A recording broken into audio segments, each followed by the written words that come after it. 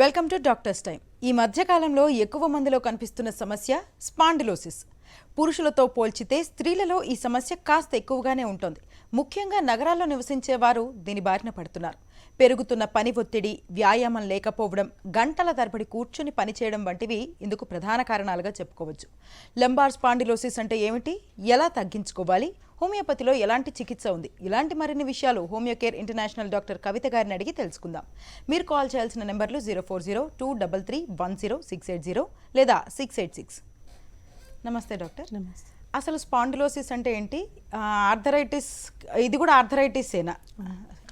యాక్చువల్గా మనకు spondylosis disc సమస్యలు అంటూ ఉంటాం. ఇది కూడా వన్ టైప్ ఆఫ్ ఫాస్టివ్ ఆర్థరైటిస్ ఉంటుంది. కొన్ని కారణాల వల్ల ఆటో ఇమ్యూన్ డిజార్డర్ కూడా చెప్పుకోవచ్చు, జస్ట్ లైక్ యాంక్లోజింగ్ స్పాండిలోసిస్ లాగా.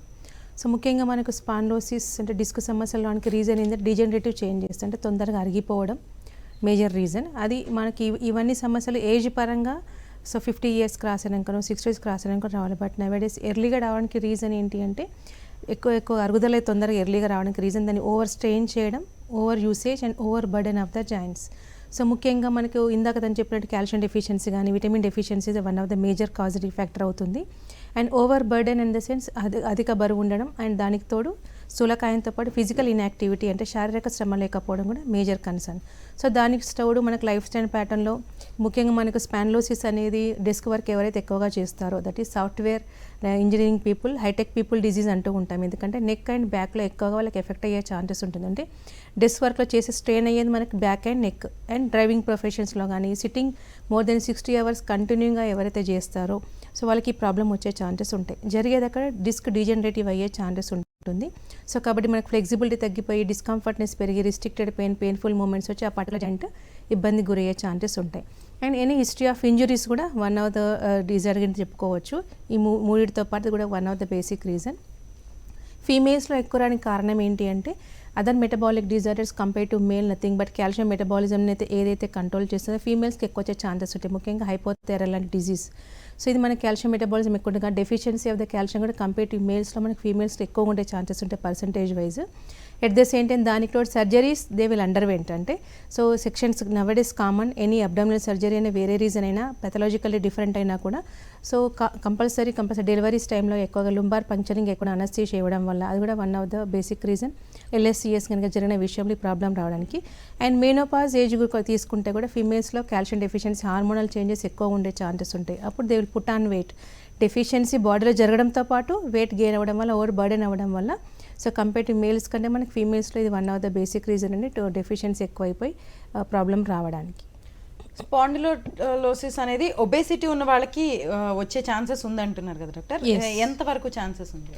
యాక్చువల్గా మనకు ఓవర్ బర్డెన్ కనుక తీసుకుంటే వెయిట్ లిఫ్టింగ్ ప్రొఫెషన్ అయితే ఏ విధంగా ఉంటుందో, అబ్నార్మల్ పాస్చర్లో కూర్చోవడం ఏ విధంగా ఉంటుందో, ఒబేస్ కూడా దట్టు పొట్ట దగ్గర ఫ్యాట్ ఎక్కువ ఉన్న వాళ్ళకి ఓవరాల్గా మన బాడీ బేరీ చేయడం వల్ల అంటే వేర్ అండ్ టేర్ జాయింట్స్ అంటూ ఉంటాం. సో ఓవర్ బర్డెన్ అయ్యే ఛాన్స్ ఎక్కువ ఉంటుంది కాబట్టి సో మనకి ఈ ప్రాబ్లం వచ్చే ఛాన్స్ ఉంటుంది. ఇప్పుడు అవుట్ ఆఫ్ 10 కేసెస్లో మనకు సిమిలర్ ఏజ్ గ్రూప్ 10 కేసెస్లో మనకు ఒబేస్ ఉన్న వాళ్ళకి లీన్ తిన్ ఉన్న వాళ్ళకి తక్కువ అండ్ ఒబేస్ ఉన్న వాళ్ళకి ఎక్కువ పర్సెంటేజ్ ఉండే అవకాశాలు ఉంటాయి. మోర్ దెన్ 60 to 70% వచ్చే అవకాశాలు ఉంటాయండి వీళ్ళకి. ఫస్ట్ కాలర్ లైన్లో ఉన్నారు డాక్టర్, విశాఖపట్నం నుంచి జ్యోతి గారు. జ్యోతి గారు చెప్పండి, మీ సమస్యను డాక్టర్ గారికి వివరించండి. మేడం నమస్తే. మేడం నమస్తే అమ్మ జ్యోతి, చెప్పండి. మేడం యాక్చువల్లీ హస్బెండ్ వచ్చి ఇండియన్ నేవీ రిటైర్ అయ్యారు మేడం. ఓకే. ఏజ్ వచ్చినప్పటికీ 47 years. మొన్న రీసెంట్ గానే కోవిడ్ ముందు జాండీస్ అటాక్ అయింది, తర్వాత ఆఫ్టర్ 1 month లోనే కోవిడ్ కూడా వచ్చింది మ్యామ్. హాస్పిటల్ అడ్మిట్ కూడా అయ్యారు. ఇప్పుడు డిశ్చార్జ్ అయిపోయి ఉన్నారు, బాగానే ఉన్నారు, తింటున్నారు. కాకపోతే 2 ముడుకులు కూర్చొని లేచేటప్పుడు నొప్పి బాగా వస్తుంది అంటున్నారు. అయితే నార్మల్ గానే ఉన్నారు. ఈ కోవిడ్ లో షుగర్ అది కూడా అటాక్ అయింది మ్యామ్. ఇప్పుడు షుగర్ కూడా ఉంది, 256, 280 వరకు ఉంది. ఓకే, కంట్రోల్ ఉండట్లేదు. మెడిసిన్స్ వాడుతున్నారు? మెడిసిన్స్ వేసుకుంటున్నారు. కాకపోతే ఇప్పుడు ఇంత ముందు లేదు మేడం ఈ కాళ్ళు అన్నది, అంటే కూర్చుంటే లెగ్సేటప్పుడు అంటే అన్ని బోన్స్ దగ్గర అన్ని పెయిన్స్ వస్తున్నాయి, జాయింట్స్ దగ్గర అంటున్నారు. ఓకే, యాక్చువల్లీ ఏంటంటే పోస్ట్ కోవిడ్ కాంప్లికేషన్స్లో చాలా మందికి ఆర్థరైటిస్ గమనిస్తున్నాం. సో ఇది బాడీ వీక్నెస్ ఎక్కువడం ఒకటి, అండ్ రెమ్డెసివిర్ లాంటి ఇంజెక్షన్ అడ్మిట్ అయిన వాళ్ళకి చాలామంది హై లెవెల్లో ఉందనుకోండి, మనకు ఆర్టీపీసీ హై లెవెల్లో కనుక డిటెక్ట్ అయితే చాలామందికి ఇంజెక్షన్స్ రూపంలో ఇవ్వడం అనేది జరిగింది. సో దాని ప్రకారం కూడా మనకు డయాబెటిక్ అటాక్ అయ్యే ఛాన్సెస్ ఉంటాయి. సో మీరు చెప్పిన లెవెల్స్ అన్కంట్రోల్డే ఉన్నాయి. సో 240 250 ఈజ్ అన్కంట్రోల్ లెవెల్స్ కాబట్టి సో దానివల్ల కూడా ఉన్న ప్రాబ్లం ఎక్కువగా అయ్యే ఛాన్సెస్ ఉంటాయి. సో కాంప్లికేషన్ వచ్చింది, దట్ అన్కంట్రోల్ డయాబెటీస్ ఉండడం వల్ల ఈ ప్రాబ్లం ఇంకా రేజ్ అయింది. సో కాబట్టి మడమల నొప్పులు ఎక్కువ పెరిగే ఛాన్సెస్ ఉంటాయి. సో వెయిట్ ఎక్కువ లేట్ కాబట్టి మడమ వరకు ఎఫెక్ట్ అయింది, బట్ చాలామందికి అన్ని జాయింట్స్ ఎఫెక్ట్ అయిన కేసెస్ కూడా ఉంటున్నాయి. సో మీ హస్బెండ్ విషయంలో అంటే మనకు 2 విధాలుగా బెనిఫిట్ వచ్చే ఛాన్సెస్ ఉంటుందండి హోమియోపతిక్ వల్ల. సో పోస్ట్ కోవిడ్ కాంప్లికేషన్స్ తగ్గడంతో పాటు ఆ మడమల నొప్పి కానీ జాయింట్ పెయిన్స్ కానీ తగ్గడంతో పాటు అన్కంట్రోల్ డయాబెటీస్ కూడా కంట్రోల్ అయ్యే ఛాన్సెస్ ఉంటాయి. సో స్ట్రెస్ డయాబెటీస్ కిందకి ఇది మెడిసిన్ ఇండ్యూస్డ్ డయాబెటీస్ వచ్చింది తనకి, stress along with medicine induced కాబట్టి సో మధ్యలో వచ్చింది, మధ్యలో కంప్లీట్గా రికవరీ చేసుకోవచ్చండి.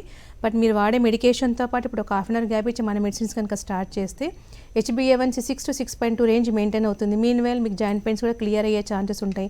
మెడిసిన్స్తో పాటు ఇమ్యూనిటీ కూడా బూస్ట్ అయ్యే ఛాన్సెస్ ఉంటాయి. వేరే ఇన్ఫెక్షన్స్ రాకుండా ఉండడంతో పాటు fasting and post lunch levels normal రేంజ్లో వచ్చుతూ ట్యాపరింగ్ ఆఫ్ ద డోసెస్ కూడా అయ్యే పాసిబిలిటీస్ ఉన్నాయండి.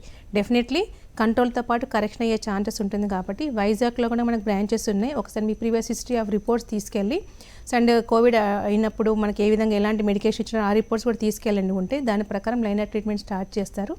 డెఫినెట్లీ ప్రాబ్లం తగ్గిపోయే ఛాన్సెస్ ఉన్నాయండి. మరో కాలర్ లైన్లో ఉన్నారు డాక్టర్, హైదరాబాద్ నుంచి శంకర్ గారు. శంకర్ గారు మీ సమస్యను డాక్టర్ గారికి వివరించండి. హలో, నమస్తే అండి. నమస్తే, చెప్పమ్మా. ఏమండి, నేను ఉదయశంకర్ వాళ్ళ మిస్సెస్ అండి. ఓకే, ప్రాబ్లం నాకేనండి. ఓకే. నాకు మెడ నరం కొంచెం సాగిందని చెప్పారు. ఒక 5 years అయ్యింది. అయితే అది చెయ్యి లాగుతుంది మేడం. నాకు ఎడమ వైపా కుడి వైపా అండి? నాది కుడివైపు అండి. ఓకే, మీ వయసు ఎంత అండి? నా వయసు 43 అండి. ఓకే, మెడిసిన్స్ ఏమైనా వాడుతున్నారా? మెడిసిన్స్ అప్పుడు వాడాను, ఇప్పుడు మానేశాను మేడం. గిడ్డినెస్ రావడం ఏమైనా వస్తుందా? కళ్ళు తిరగడం లేవంటే ఏమైనా ఉంటుందా? అవునండి, కళ్ళు తిరుగుతాయండి, అసలు పైకి లేవలేను. ఓకే, చేయి లాగడం తిమ్మిరి రావడం కూడా ఉంటుంది. ఏం మేడం? చేతులు లాగడం కానీ తిమ్మిర్లు రావడం కూడా ఉంటుంది, మొద్దుబారడం తిమ్మిరి రావడం ఉంటుందా అంటున్నాను. అవును మేడం, కొంచెం తిమ్మిర్లు వస్తున్నాయి. ఓకే, యాక్చువల్లీ మీకు ఉంది సర్వైకల్ స్పాండిలోసిస్ అంటాం. డిస్క్ సమస్యనే డిస్క్ జారడం అంటారు. థింక్ బట్ డిస్క్ ప్రొలాప్స్ కానీ డిస్క్ బల్జ్ కానీ కండిషన్లో ఇలాంటి ప్రాబ్లమ్స్ గమనిస్తుంటాం. 2 విధాలుగా మనకు అరుగుదల ఉంటుంది. బోనీ గ్రోత్ వల్ల అంటే ఆస్టియోఫైటిక్ కాంప్లెక్స్ వల్ల ఆస్టియోఫైట్స్ ఫార్మేషన్, ఇంకొక డిస్క్ డీజనరేటివ్ చేంజెస్ వల్ల కానీ బల్జ్ అవ్వడం ప్రొలాప్స్ వల్ల ఉంటుంది. సో దానివల్ల అక్కడ ఉండే నర్వ్ అనేది కంప్రెషన్ అవ్వడం వల్ల ఒత్తిడి లోనైపోయి ఆ పర్టికులర్ సైడ్, ఇప్పుడు రైట్ సైడ్ కంప్రెషన్ అవుతుంది, రైట్ సైడ్ చేయి లాగడం తిమ్మిరి రావడంతో పాటు బ్రెయిన్కి సప్లై చేసే నర్వ్స్ మీద కంప్రెషన్ అవ్వడం వల్ల ఏమవుతుంటే గిడ్డినే సడన్గా మూమెంట్, నెక్ రిస్ట్రిక్షన్ మూమెంట్తో పాటు ఫార్వర్డ్ బెండింగ్ అయినా బ్యాక్వర్డ్ బెండింగ్ అయినా కూడా సడన్గా గిడ్డినెస్ వచ్చే ఛాన్సెస్ ఉంటాయి. సో మీరు calcium supplement and vitamin D తీసుకుంటూ కనుక హోమియో చికిత్స వాడితే డెఫినెట్గా ప్రాబ్లం రెక్టిఫై చేసుకోవచ్చు. దానితో డిస్క్ బల్జ్ కంప్రెషన్ తగ్గిపోయి ఫస్ట్ గిడ్డినెస్ తగ్గుతుంది, then dragging pain pulling pain తగ్గి మజిల్ టోన్ పెరిగి నర్వ్ కంప్రెషన్ టోటల్గా క్లియర్ అయ్యే ఛాన్సెస్ ఉంటాయండి. ఒకసారి మీరు తీసిన ఎక్స్రే కానీ ఎంఆర్ఐ రిపోర్ట్ కానీ తీసుకొని వస్తే దాని ప్రకారం ట్రీట్మెంట్ ప్లాన్ చేయొచ్చు, కరెక్షన్ చేసుకోవచ్చు. డాక్టర్, అసలు స్పాండిలోసిస్ అండ్ ఎన్ని రకాలు ఉంటుంది, అసలు ఇంకా ఏ కారణాలు వల్ల స్పాండిలోసిస్ వస్తూ ఉంటుంది? ఒబేసిటీ లేకపోతే ఇంకా ఇలాంటివే కాకుండా ఇంకా ఎటువంటి? యాక్చువల్గా స్పాండిలోసిస్ కింద చెప్పిన deficiency, over strain, over burden, sedentary life స్టైల్తో పాటు metabolic disorders like thyroid, diabetic ఉన్న వాళ్ళు కూడా వచ్చే ఛాన్సెస్ ఉంటాయి. రుమాటిక్ ఆర్థరైటిస్ ఉన్న వాళ్ళకు కూడా నెక్ బ్యాక్ పెయిన్ ఎఫెక్ట్ అయ్యే ఛాన్సెస్ ఉంటాయి. సో దానికి తోడు మనకు 1 more variety auto immune disorder అంటాం, యాంక్లోజింగ్ స్పాండిలోసిస్. ఇది 1 of the డేంజరస్ వెరైటీ. ఎందుకంటే మనకి వీళ్ళకి చాలామంది నెక్ పెయిన్ అనగానే ఇది లుంబార్ రీజన్ నుండి మ్యాక్సిమం స్టార్ట్ అయ్యే ఛాన్సెస్ ఉంటుంది. ఇది ఎక్స్టెండ్స్ టోటల్ స్పైన్ కూడా ఎక్స్టెండ్ అయ్యే ఛాన్సెస్ ఉంటాయి. సో ఇనీషియల్ స్టేజ్లో same just like disc bulge spondylosis లానే ఉంటుంది. బట్ డీజనరేటివ్ చేంజెస్ చాలా ఫాస్ట్గా అయిపోయి ఎక్కువగా అంటే మనకు ఎముక వర్టిబ్రాక్ మధ్యలో డిస్క్ అనేది కంప్లీట్గా లాస్ అయిపోయే ఛాన్సెస్ ఉంటాయి. జస్ట్ లైక్ స్పాండిలోలిసిస్ కండిషన్ అన్నట్టు. అంటే their own be any flexibility అనేది, మినిమం ఫ్లెక్సిబిలిటీ కూడా ఉండకుండా సివియర్గా కంప్లీట్ స్టిఫ్నెస్ ఆఫ్ ఆ పర్టికులర్ జాయింట్ అయిపోయి నెక్ మూవ్మెంట్ చేద్దామని టోటల్ బాడీ మూవ్మెంట్ చేయాల్సి వస్తుంది. ఒక సైడ్ తిప్పుదామని టోటల్ బాడీని తిప్పాల్సి వస్తుంది. అంతవరకు అంత సివియర్గా ఎఫెక్ట్ అయ్యే ఛాన్సెస్ ఉంటాయి. ఇందులో మనకి HLA-B27 పాజిటివ్స్ మనం గమనిస్తూ ఉంటాం. And complete bamboo like stick లాగా టోటల్గా స్పైన్ బెండ్ అయ్యే ఛాన్సెస్ ఉంటాయి. సో గ్రాడ్యువల్గా స్పెండ్ అవుతూ స్టిఫ్నెస్ అవ్వడంతో బెండ్ అయిపోయి పొజిషనే ఫిక్స్ అయిపోతుంది, ఆ స్పైన్ పొజిషనే ఫిక్స్ అయిపోయే ఛాన్సెస్ ఉంటాయి. సో ఇలాంటి మెడికేషన్కి ఇలాంటి డిజీజ్కి ఆల్టర్నేట్ సిస్టంలో స్టీరాయిడ్ యూసేజ్ కానీ లేకపోతే పెయిన్ కిల్లర్స్ రూపంలో కానీ లైఫ్ లాంగ్ మెడికేషన్ ఉంటుంది. బట్ బెండ్ కంటే ముందు కనుక వస్తే, అంటే మామూలుగా టోటల్గా డీజనరేషన్ ముందుగానే వస్తే కనుక స్టిఫ్నెస్ స్టేజ్లోనే వస్తే మనకి దగ్గర HLA-B27 పాజిటివ్ ఉన్న cases and number of cases negative అయిన కేసెస్ ఉన్నాయి. అండ్ డిస్క్ డీజనరేటివ్ ఇది ఎక్కువగా మనకి మిడిల్ ఏజ్ గ్రూపుల్లో వస్తాయి, 20 to 30 పీక్ ఏజ్. అది ఏజ్ పరంగా వచ్చింది కాబట్టి ఆటో ఇమ్యూన్ డిజార్డర్ కాబట్టి ఆ సెల్ఫ్ డిస్ట్రక్షన్ అనేది ఆపేసి డిస్క్ గ్రోత్ అయిపోయి నార్మల్గా అయ్యి ఫ్లెక్సిబిలిటీ పెరిగి నెగిటివ్ అయిపోయి నార్మల్ లైఫ్ లీడ్ చేయొచ్చండి. ఎన్ నెంబర్ ఆఫ్ కేసెస్ ఉన్నాయి. మనం ఇచ్చే మెడికేషన్ నాన్ స్టీరాయిడల్ అంటే స్టీరాయిడ్ లేని మెడికేషన్, యాంటీబయాటిక్ టైప్ కాకుండా సైడ్ ఎఫెక్ట్స్ లేని ట్రీట్మెంట్ ఉంటుంది కాబట్టి, అండ్ లైఫ్ లాంగ్ మెడికేషన్ కూడా రిక్వైర్మెంట్ ఉంటుంది. కొన్ని ఇయర్స్ రెగ్యులర్గా వాడితే ప్రాబ్లం రెక్టిఫై చేసుకోవచ్చు. మరో కాలర్ లైన్లో ఉన్నారు డాక్టర్. ఖమ్మం నుంచి రామాంజనేయులు గారు. రామాంజనేయులు గారు, మీ సమస్యను వివరించండి డాక్టర్ గారికి. డాక్టర్ గారు, చెప్పండి రామాంజనేయులు గారు. నాకు లైఫ్ స్టైల్ అనేది గురించే ఇచ్చేది. చెప్పండి సార్. హలో, మరో కాలర్ లైన్లో ఉన్నారు డాక్టర్. తాడేపల్లిగూడెం నుంచి శ్రీనివాస్ గారు. శ్రీనివాస్ గారు, మీ సమస్యను వివరించండి. నమస్తే సార్, చెప్పండి శ్రీనివాస్ గారు.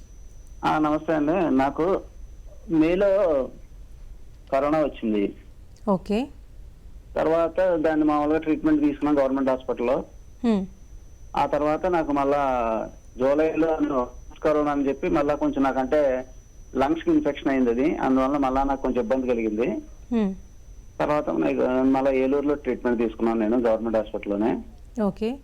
అయితే మొన్న అక్టోబర్ 15న విజయదశమి రోజున నాకు కొంచెం అది సీరియస్ అయింది. దాన్ని మళ్ళీ విజయవాడ గవర్నమెంట్ హాస్పిటల్లోనే ట్రీట్మెంట్ చేసి పంపించారు. దీనికి గతమాని అంటే హార్ట్ వీక్ అయింది, మీది లంగ్స్ వీక్, దీని వల్ల ఇన్ఫెక్షన్ వల్ల అన్నారు. అయితే దీన్ని మేము తగ్గించడానికి హోమియోపతిలో మెడిసిన్స్ వాడుకోవచ్చా, అలా వాడడం వల్ల ఏమైనా మళ్ళీ తిరిగి పాత ఏమైనా రికవరీ మళ్ళీ రికవరేట్ అయ్యి మళ్ళీ ఏమైనా ఇబ్బంది పెడుతుందా అని మాకు. ఓకే. ఏజ్ ఎంత సార్ మీది? 61 అండి. హలో, 61 అండి. 61. ఓకే. మీకు డయాబెటీస్ కానీ థైరాయిడ్ కానీ ఏమైనా ఉన్నాయా? బీపీ కానీ? బీపీ ఉందండి, ఇంకేమీ లేవండి. ఓకే. యాక్చువల్గా లంగ్ ఇన్ఫెక్షన్ అనేది చాలా వరకు ఇప్పుడు కోవిడ్ అందరికీ త్రూ లంగ్ ఇన్ఫెక్షన్ ఎక్కువ వచ్చిపోయి ఆర్టీపీసీఎల్ సివియర్ రేంజ్ మెయింటైన్ అవ్వడం వల్ల మీకు 2 times 3 times హాస్పిటలైజ్ అవ్వడం అనేది జరిగింది. సో ఓవరాల్గా లో ఇమ్యూనిటీ వాళ్ళకి ఈ ప్రాబ్లం వచ్చే ఛాన్సెస్ ఉంటుంది కాబట్టి హోమియోపతి వల్ల బెనిఫిట్స్ వచ్చే ఛాన్సెస్ ఉంటాయి. డెఫినెట్గా హోమియోపతి యాక్షన్ ఆఫ్ మెడిసిన్ మీకు ఇమ్యూనిటీ బూస్ట్ చేస్తుంది కాబట్టి. సో ఇన్ జనరల్గా మనకు కోవిడ్ అటాక్ అయిన వాళ్ళకి యాంటీబాడీస్ నార్మల్ ప్రొడక్షన్ అయినా కూడా బట్ లో వైటాలిటీ ఉండి ఒక సర్టన్ ఏజ్ తర్వాత అది కంట్రోల్లోకి రాకుండా ఉంటుంది. సో అలాంటి వాళ్ళు కూడా బెనిఫిట్స్ పొందే ఛాన్సెస్ ఉంటాయి. మీరు వేసిన క్వశ్చన్ ఏంటంటే మళ్ళీ పాత అయిన తిరిగి వస్తే అని కొంతమంది చెప్తుంటారు హోమియోపతి వాడడం వల్ల. అలాంటిది ఏమీ ఉండదండి. సో లైఫ్ ప్యాటర్న్లో మనకి అన్ని సపరేషన్స్ ఏమైనా ఉంటే కనుక వస్తాయి, కానీ మళ్ళీ మీకు మళ్ళీ కోవిడ్ పాజిటివ్ వచ్చి మళ్ళీ అడ్మిషన్ అయ్యి మళ్ళీ సివియర్ కండిషన్లోకి అనేది రాదు. ఎందుకంటే వన్స్ బాడీ అనేది అటాక్కి ప్రిపేర్ అయి ఉంటుంది కాబట్టి ఇమ్యూనిటీ బూస్ట్ అవుతుంది కాబట్టి ఇన్ఫెక్షన్ లేకుండా కరెక్షన్ చేసుకోవచ్చు. లంగ్ క్యాపబిలిటీని పెంచుకోవచ్చు. అంటే లంగ్ యొక్క సామర్థ్యాన్ని మనం పెంచే మెడికేషన్ కూడా ఉంటాయి. సో కొన్ని రకాల బ్రీతింగ్ ఎక్సర్సైజ్ చేసుకుంటూ కనుక మెడిసిన్స్ వాడితే ప్రాబ్లం రెక్టిఫై అయ్యే ఛాన్సెస్ ఉంటాయి. సో చాలామందికి కార్డియాక్ అరెస్ట్ కానీ స్ట్రోక్స్ కానీ వచ్చిన కేసెస్ కూడా ఉన్నాయి. ఎందుకంటే కోవిడ్ అటాక్ వల్ల సో బ్లడ్ థిక్నెస్ పెరగడం వల్ల క్లాట్స్ ఏర్పడి సో అలాంటి కండిషన్లో కూడా హార్ట్ వీక్ అవ్వడం, స్ట్రోక్స్ రావడం కూడా మనం గమనించాం. సో అలాంటి కండిషన్లో మనకు బ్లడ్ థిన్నర్ లాగా మెడికేషన్ ఉంటుంది కాబట్టి అది నార్మల్గా అయిపోయి cardiac issues and heart complications లేకుండా మనం చూసుకోవచ్చు. ఒకసారి మీ బీపీ మాత్రం యాజ్ యూజువల్ కంటిన్యూగా వాడండి. ఒకసారి మీ previous history of treatment, line of treatment ఏ విధంగా జరిగింది అండ్ ప్రజెంట్ ఉండే condition of chest X ray and ECG కనుక తీసుకొని వస్తే దాని ప్రకారం ట్రీట్మెంట్ ప్లాన్ చేయొచ్చండి. అలాగే డాక్టర్, స్పాండిలోసిస్ సమస్యలో ఏ శరీర భాగాలకు నొప్పులు వ్యాపిస్తాయి? అంటే నొప్పులు ఏ శరీర భాగాలకు వస్తాయి? ఓకే. యాక్చువల్గా మనకు స్పాండిలోసిస్ డిస్క్ సమస్య అంటాం. బట్ అక్కడ నుంచి మనకు వర్టిబ్రల్ డిస్క్తో పాటు అక్కడ నర్వ్ రూట్స్ కూడా ఉంటాయి. ఆ నర్వ్ రూట్స్ అనేది మనకు సర్వైకల్ రీజియన్లో అయితే కనుక చేతులకు కానీ సప్లై చేసే ఛాన్సెస్ ఉంటాయి. షోల్డర్స్కి సప్లై చేస్తుంది, అక్కడ కండరాలు కూడా నర్వ్ సప్లై ఉంటుంది. సో లుంబార్ రీజియన్లో అయితే కనుక కాళ్ళకి సప్లై చేసే ఛాన్స్ ఉంటాయి. Rectum and bladder and internal పార్ట్స్కి సప్లై చేసే అవకాశం ఉంటూ ఉంటాయి. సో ఇనీషియల్ స్టేజ్ అయితే కనుక మనకు ఓన్లీ నెక్ అనుకోండి, నెక్ వరకు లిమిటెడ్ అయిపోయి నెక్ స్టిఫ్నెస్ వరకే ఉంటుంది. ఫార్వర్డ్ బెండింగ్ అయినా restricted movement and painful movement either side అవుతుంది. బట్ స్టిల్ డిస్క్ బల్జ్ అయిపోయి కంప్రెషన్ అయింది అనుకోండి, డెఫినెట్గా ఏదర్ సైడ్ అంటే లెఫ్ట్ షోల్డర్కి ఎఫెక్ట్ అయితే లెఫ్ట్ షోల్డర్ డ్రాగింగ్ పెయిన్ కానీ, పుల్లింగ్ పెయిన్ కానీ, మంటలు రావడం కానీ, తిమ్మిరి రావడం కానీ.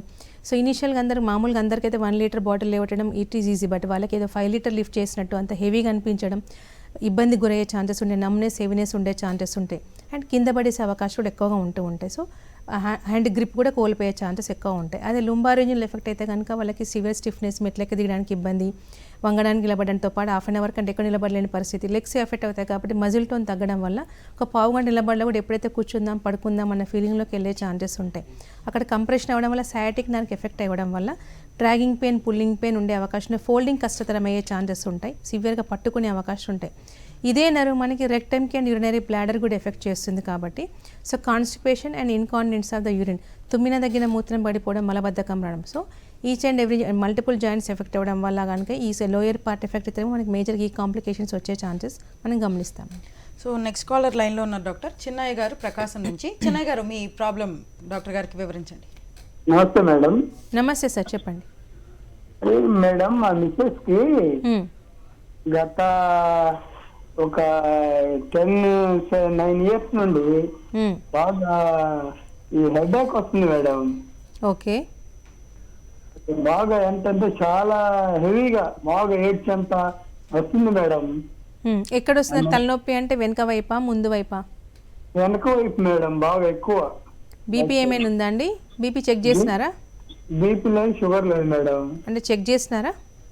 చెక్ చేశాను మేడం. లలిత హాస్పిటల్ గుంటూరు, ఇంకా చాలా హాస్పిటల్ తిరిగాను. ఓకే. ఏది రిజల్ట్ ఏం కనపడలేదు మెడ నొప్పి కూడా ఉంటుందా తనకి?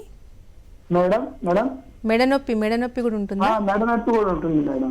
వామిటింగ్ సెన్సేషన్స్ ఏమైనా ఉంటుందా? వామిటింగ్ రావడం సెన్సేషన్ మేడం? లేదు మేడం, వామిటింగ్ అయితే ఏం లేదు. అంటే వామిటింగ్ సెన్సేషన్ ఏమైనా ఉంటుందా అని? లేదు, ఆ సెన్సేషన్ ఏం లేదు మేడం. కానీ ఇంట్లో ఏ సౌండ్ చేసినా ఎవరు మాట్లాడినా అది చిరాకు పడతా ఉంటుంది ఎక్కువగా. అది యాక్చువల్గా అది మైగ్రేన్ హెడేక్ అండి. సో నార్మల్గా మనకు నెక్ పెయిన్ రాగానే చాలామంది స్పాండిలోసిస్ అని డౌట్ పడుతుంటారు. కొంతమందికి బీపీ ఉండడం వల్ల మనం హాస్పిటల్ హెడేక్ వస్తుంది. కొంతమందికి మైగ్రేన్ హెడేక్ కూడా ఒక రీజన్ ఉంటుంది. మైగ్రేన్ హెడేక్ ఏ విధంగా చిన్నపాటి సౌండ్లు వచ్చినా, ఇరిటేషన్ వచ్చినా, కోపం వచ్చినా, లైట్కి ఎక్స్పోజ్ అయినా, రేడియేషన్ ఎఫెక్ట్ అయినా కూడా కోపం చిరాకుతో పాటు ట్రిగ్గరింగ్ అయ్యే ఛాన్సెస్ ఉంటాయి. నిద్ర సరిగా లేకున్నా పెయిన్ పెరిగే ఛాన్సెస్ ఉంటాయి. ఇది మనకు మ్యాక్సిమం వన్ సైడ్ నుంచి స్టార్ట్ అవుతుంది. కొంతమంది డైరెక్ట్ హాస్పిటల్లో మొత్తం పెరిగే ఛాన్సెస్ ఉంటాయి. సో దీన్ని కూడా మన దగ్గర పరిష్కారం ఉందండి. ఒకసారి తీసుకొని రండి, గుంటూరు అంటున్నాను, మన దగ్గర బ్రాంచ్ కూడా ఉంది. బ్రాంచ్కి తీసుకెళ్ళండి. మీరు ప్రీవియస్ హిస్టరీ రిపోర్ట్స్ ఏమంటే తీసుకొని వెళ్తే మనకు మైగ్రేన్ హెడేక్స్ మొత్తం కంప్లీట్గా క్యూర్ అయిన కేసెస్ కూడా ఉన్నాయండి. ఇబ్బంది ఏమీ లేదు. రైట్ డాక్టర్, స్పాండిలోసిస్నే సయాటికా అనొచ్చా?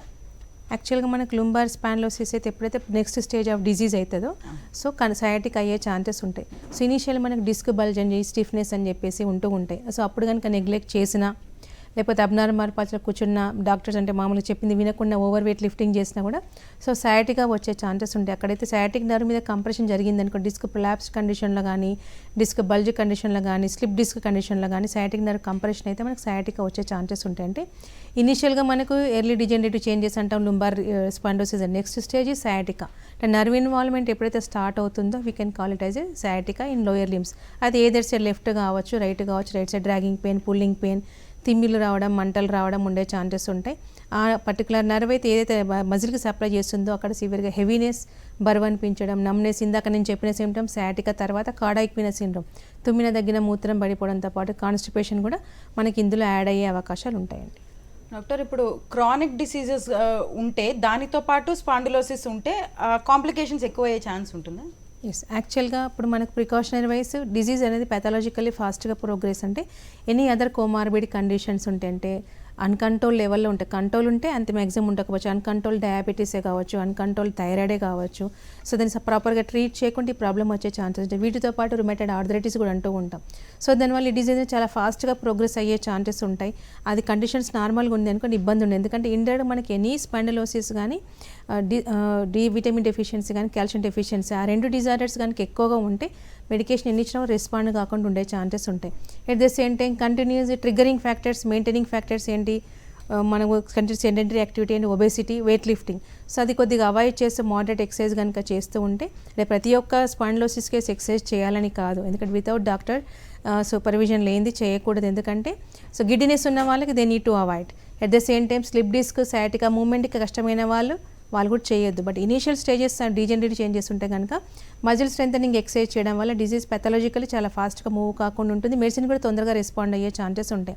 So anti clock wise clock మూవ్మెంట్తో పాటు మజిల్ స్ట్రెచింగ్ ఎక్సర్సైజ్ కనుక చేస్తే సప్లిమెంటేషన్ డెఫిషియన్సీ ఉంటే కనుక తీసుకొని మెడికేషన్ కనుక వాడితే ఫాస్ట్గా రికవర్ అయ్యే ఛాన్సెస్ ఉంటాయి. బట్ కొంత నెగ్లిజెన్స్ వల్ల ఫాస్ట్గా ప్రోగ్రెస్ అవ్వచ్చు. కొంతమందికి 6 ఏళ్ల తర్వాత డిజీజ్ ప్రోగ్రెస్, కొంతమంది 2-3 మంత్స్లోనే. At the same life style ప్యాటర్న్లో అదర్ డిజార్డర్తో పాటు మనం తీసుకునే ఆహార పదార్థాలని బట్టి లేకుండా మనం తీసుకునే హ్యాబిట్స్ని బట్టి, అంటే సో స్మోకింగ్ కానీ క్రానిక్ డ్రింకర్స్ ఉందనుకోండి liver will be under stress. At the same time so any medicine కూడా రెస్పాండ్ కాకుండా చాలా ఫాస్ట్గా డిజీజ్ ప్రోగ్రెస్ అయ్యే ఛాన్సెస్ ఉంటాయి. అండ్ ఈవెన్ దో అబ్నార్మల్ పార్ట్స్లో కూర్చోవడం, కింద కూర్చోవడం, లేవడం, వెయిట్ లిఫ్టింగ్ చేయడం వల్ల కూడా రెక్టిఫై కాదు. డిస్క్ డిజనరేటివ్ చేంజెస్ ఉన్నా కూడా స్లిప్ డిస్క్ తొందరగా అయ్యే ఛాన్సెస్ ఉంటాయి. సయాటికా చాలా ఫాస్ట్గా ప్రోగ్రెస్ అయ్యే ఛాన్సెస్ ఉంటాయండి. ఓకే డాక్టర్, మరో కాలర్ లైన్లో ఉన్నారు. శ్రీకాకుళం నుంచి రాజు గారు. రాజు గారు చెప్పండి, మీ సమస్యను వివరించండి డాక్టర్ గారికి. Good afternoon madam. నా పేరు రాజు మేడం, శ్రీకాకుళం డిస్ట్రిక్ట్ మేడం. చెప్పండి సార్. మేడం నాది మొన్న లాస్ట్ టైం యూరిన్ వెళ్తే యూరిన్ లో చిన్న మంట వచ్చింది మేడం. So Okay. వెంటనే వెళ్ళి అంటే డాక్టర్ కి కన్సల్ట్ చేయకంటే టెస్ట్ లో చేసాం మేడం. సో టెస్ట్లు చేసిన తర్వాత దాంట్లో క్రియేటిన్ చూపించింది మేడం 1.7. ఓకే. సో దాంట్లో మన కిడ్నీ సైజ్ అనేది కూడా తగ్గింది మేడం. అంటే Shrink అయింది. 7mm ఎంతో అని చెప్పారు మేడం. సో అది నాకు ఏడ్ చేయాలో అర్థం అవ్వట్లేదు madam. Okay, kidney stone form అయింది, at the same time kidney damage start అయిందండి, బార్డర్ లైన్. ఎందుకంటే మనకు 1.2 1.1 ఉండాలి నార్మల్గా creatinine levels. So burning signalling ఇచ్చింది, బట్ స్టిల్ 7mm అనేది మీకు అది కిడ్నీ స్టోన్ వల్ల ఏమవుతుందంటే మామూలుగా మన కిడ్నీలో బ్లాడర్లో ఉంటేనేమో మంటతో పాటు నొప్పి, సివియర్గా ఫీవర్ చిల్స్ వస్తుంటే, నొప్పి లేకుండా డల్ ఏకింగ్ పెయిన్ ఉండి కిడ్నీలో కనుక ఉంటే అక్కడ మనకి ఫంక్షనింగ్ రీనల్ పెల్విక్ క్యాల్కులస్ సిస్టంలో ఉంటే కనుక ఫంక్షనింగ్ అబ్నార్మాలిటీ అయ్యే ఛాన్సెస్ ఉంటాయి. యూరిన్ అవుట్పుట్ తగ్గుతుంది, వాపులు రావడం, బర్నింగ్ రావడంతో పాటు షింక్ అయిపోతుంది, అంటే జిఎఫ్ఆర్ పడిపోయే ఛాన్సెస్ ఉంటాయి. గ్లోములలో ఫిల్టరేషన్ రేట్ పడిపోవడంతో పాటు సీకేడీకి దారి తీసే అవకాశాలు ఉంటాయి. ఇప్పుడు మీరున్న సిచ్యువేషన్ 1.7 అంటున్నారు కాబట్టి మెడికేషన్తో కంప్లీట్గా రివర్స్ చేసే ఛాన్సెస్ ఉంటాయి. మనకి స్టోన్ కనుక ఉంటే అది కరెక్షన్ చేసినాం అనుకోండి, అంటే మనకు క్రష్ అయిపోయి పడిపోయే ఛాన్సెస్ ఉంటాయి. సో దెన్ మీకు నార్మల్ ఫంక్షనింగ్ వెళ్ళిపోయి హైడ్రోనెఫ్రోసిస్ అనేది లేకుండా, వాపు లేకుండా యూరినరీ బర్నింగ్ తగ్గిపోయి మళ్ళీ 1.1 మీకు క్రియాటిన్ లెవెల్స్ చేయొచ్చండి. రిపోర్ట్ తీసుకొని ఒకసారి దాని ప్రకారం ట్రీట్మెంట్ తీసుకోవచ్చు. రైట్ డాక్టర్, మరో కాలర్ లైన్లో ఉన్నారు. కడప నుంచి సుధాకర్ గారు. సుధాకర్ గారు, మీ సమస్యను వివరించండి డాక్టర్ గారికి. హలో. హలో మేడం, నమస్తే మేడం. నమస్తే సుధాకర్ గారు, చెప్పండి. మేడం నాకు ఒక 15 days నుంచి రైట్ హ్యాండ్ చూపుడు వేలు కొంచెం దిమ్ముగా ఉంది మేడం. అయితే నొప్పి ఏం లేదు, అన్ని వేళ్ళు అన్ని బాగా మడుస్తున్నాను ఉంది, బట్ అన్నం తినలేకపోతున్నాను. మొహం కడుక్కుండేటప్పుడు కొంచెం పెయిన్ గా వస్తుంది. వాపు ఏమైనా ఉందండి? స్వెల్లింగ్? వాపేం లేదు మేడం, బాగుంది. వేళ్ళు ముడుస్తున్నాను, మెడికల్ ఇంచుతున్నాను, అన్ని ఎవ్రీథింగ్ పర్ఫెక్ట్ గా ఉంది. బట్ మొహం కడుక్కుండేటప్పుడు అన్నం తినలేకున్నాను మేడం. వేళ్ళు అంటే గ్రిప్ అంటే మూయడానికి రావట్లేదా? గ్రిప్ అనేది లేదా? అవును మేడం, అవును. ఇట్లా రిస్ట్ దగ్గర కూడా పెయిన్ ఉందా సార్? 4 వేళ్ళు. రిస్ట్ దగ్గర, మణికట్టు దగ్గర నొప్పి ఉందా? లైట్ గా ఉంది మేడం, కానీ బాగా ఉంచుతున్నాను మేడం. ఇట్లా రిస్ట్ అంతా బాగా ఉంచుతున్నాను. ఏంటంటే సిటిఎస్ అంటాం, కార్పల్ టన్నల్ సిండ్రోమ్ అంటాం సార్. అక్కడ మీడియన్ నర్వ్, అల్నా నర్వ్ రెండు డివైడ్ అవుతుంటాయి. అది కంప్రెషన్ అవ్వడం వల్ల, అక్కడ థిక్నెస్ అవడం వల్ల, టన్నల్ అనేది థిక్నెస్ అవ్వడం వల్ల, నర్వ్ మీద కంప్రెషన్ అవ్వడం వల్ల ఏదర్ సైడ్, కొంతమందికి మీడియన్ ఎఫెక్ట్ అయితే 2 or 3 ఫింగర్స్, లేటర్ సైడ్ అయితే కనుక 2 fingers ఎఫెక్ట్ అవుతాయి. అది జరుగుతుంది ఇనిషియల్ కాబట్టి. సో అది కంప్రెషన్ అవ్వడం వల్ల వస్తుంది కాబట్టి మెడికేషన్ తీసుకుంటే తగ్గే ఛాన్సెస్ ఉంటాయి సార్. కంప్రెషన్ తగ్గి తిమ్మి తగ్గే అవకాశం ఉంటాయి. ఒకసారి సిటీ ఆఫ్ దట్ అక్కడ కనుక రిస్ట్ కనుక చేపిస్తే వాట్ తెలుసుకునే ఛాన్సెస్ ఉంటాయి. హోమియోపతిలో దీనికి బెస్ట్ ట్రీట్మెంట్ ఉందండి, టోటల్ ప్రాబ్లం రెక్టిఫై చేసుకోవచ్చు. రైట్ డాక్టర్, అసలు ఈ సమస్యకు హోమియోపతిలో ఎటువంటి చికిత్సలు ఉన్నాయి డాక్టర్? ఓకే, యాక్చువల్గా చాలామందికి పెయిన్ వస్తుంది, పెయిన్ తగ్గడానికి టైం పడుతుంది, పెయిన్ కిల్లర్స్ వేసుకుంటే అయిపోతుంది. హోమియోపతి చాలా స్లోగా వర్క్ చేస్తుంది కదా, కరెక్షన్ అవుతుందా కాదా, సో సర్జరీ అయితే ఇమ్మీడియట్గా ఉంటుంది అన్న ఆలోచనలు చాలామందికి ఉంటూ ఉంటాయి. బట్ ఇనిషియల్ స్టేజ్ వచ్చినా, మోడరేట్ స్టేజ్ వచ్చినా, సివియర్ స్టేజ్ వచ్చినా కనుక మనం ఇచ్చే మెడికేషన్ డిజీజ్ పెథలాజికల్లీ రివర్స్ అవుతుంది కాబట్టి, సో ఈ రోజు గురించి కాకుండా రేపు టుమారో సేఫ్ టుమారో ఉండే అవకాశాలు ఎక్కువ ఉంటాయి. పెథలాజికల్లీ కంప్లీట్గా రివర్స్ అవుతుంది కాబట్టి మీకు గ్రాడ్యువల్ ఇంప్రూవ్మెంట్ అయినా డిస్కంఫర్ట్ జోన్ కంఫర్ట్ జోన్లోకి విత్ ఇన్ అవర్స్లోనే వెళ్ళే ఛాన్సెస్ ఉంటాయి. సివియారిటీ పరంగా తగ్గుతూ ప్రాబ్లం రెక్టిఫై చేసే ఛాన్సెస్ ఉంటాయి. సో యాంక్లోజింగ్ స్పాండిలోసిస్ లాంటి ఆటోఇమ్యూన్ డిజార్డర్ సైడ్ ఎఫెక్ట్స్ లేకుండా సేఫ్టీగా రివర్స్ అయిన కేసెస్ ఉన్నాయి. అండ్ సయాటికా లాంటి కేసెస్ కూడా మనకు నర్వ్ ఇన్వాల్వ్మెంట్స్, యూరినరీ ఇన్కాంటినెంట్స్ కానీ కాన్స్టిపేషన్ లాంటి ప్రాబ్లమ్స్ తగ్గినవి ఉన్నాయి. డిస్క్ బల్జ్, సయాటికా ప్రాబ్లం టోటల్గా రికవర్ అయిన కేసెస్ ఉన్నాయి. సో ఇలాంటి కేసెస్ మనం జీసీఎస్ మెథడ్లు ఇవ్వడం వల్ల 80 to 90% సక్సెస్ రేట్స్ ఉన్నాయండి. ఈవెన్ సర్జరీ అని చెప్పిన కేసెస్ కూడా నాన్ సర్జికల్లీ సైడ్ ఎఫెక్ట్స్ లేకుండా ట్రీట్ అయిన కేసెస్ ఉన్నాయండి. అంటే హోమియోపతి చికిత్స తీసుకుంటూ ఎటువంటి ఫుడ్స్ తీసుకుంటే మంచిది అంటారు డాక్టర్? సో రిస్ట్రిక్షన్ అనేది డైట్ రిస్ట్రిక్షన్ ఏమీ లేదండి. పెథలాజికల్లీ అంటే హోమియోపతి మెడిసిన్స్ వాడడం వల్ల రిస్ట్రిక్షన్ లేదు. కాకపోతే ట్రిగ్గరింగ్ ఫ్యాక్టర్స్, మెయింటైనింగ్ కాజెస్ అయితే ఏవైతే ఉన్నాయో తగ్గించుకోవాలి కాబట్టి, సో వెయిట్ పుటాన్ కాకుండా ఉండాలి కాబట్టి మనకు హై కొలెస్ట్రాల్ రిచ్ ఫుడ్ అనేది కొద్దిగా అవాయిడ్ చేస్తూ మోడరేట్ ఎక్సర్సైజ్ చేసుకుంటే that is enough. So moderate exercise చేసుకుంటే మెడిసిన్ కనుక వాడితే ఎలాంటి ఇబ్బంది ఉండదు. ట్రిగ్గరింగ్ చేసే స్మోకింగ్, డ్రింకింగ్ కొద్దిగా అవాయిడ్ చేయాలి. So there is no diet restriction to homeopathic prescription అండి. థ్యాంక్ యూ డాక్టర్, మీ విలువైన సూచనలు, సలహాలు మాతో పంచుకున్నందుకు. ఇది ఇవాల్టి doctors time. Stay with us.